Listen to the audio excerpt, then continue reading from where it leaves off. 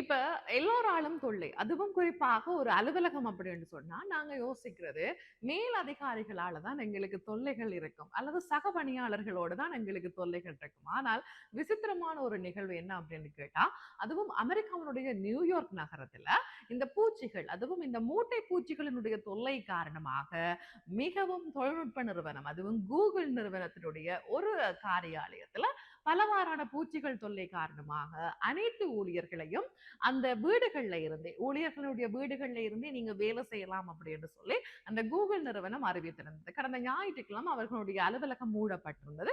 இந்த பூச்சி தொல்லைகள் காரணமாக அந்த அலுவலகம் முற்றுமுழுதாக சோதனையிடப்பட்டு ஆய்வுகளை எல்லாம் செய்திருக்கிறார்கள். அது மாத்திரமல்ல, இந்த கூகுள் நிறுவனத்தினுடைய ஊழியர்களுக்கு ஒரு எச்சரிக்கை விடுக்கப்பட்டிருக்கிறது. உங்களுடைய பூச்சி உங்களுக்கு கடித்திருக்குமாக இருந்தால் நீங்கள் உடனடியாக சென்று பரிசோதனை செய்து கொள்ளுங்கள் அப்படின்னு கூட சொல்லப்பட்டிருக்கிறது.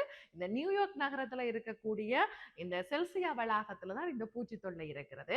அது மாத்திரமல்லாது கூகுள் நிறுவனம் வேறு இடங்கள்லயும் இருக்கிறது. அந்த இடங்கள்லயும் பூச்சி தொல்லைகளுக்கான பரிசோதனைகள் இப்போது நடைபெற்றுக் கொண்டிருக்கிறது. வித்தியாசமான ஒரு நிகழ்வு. பூச்சி தொல்லைகளால மக்கள் எல்லோரும் வீடுகள்ல இருந்து வேலை செய்யலாம்.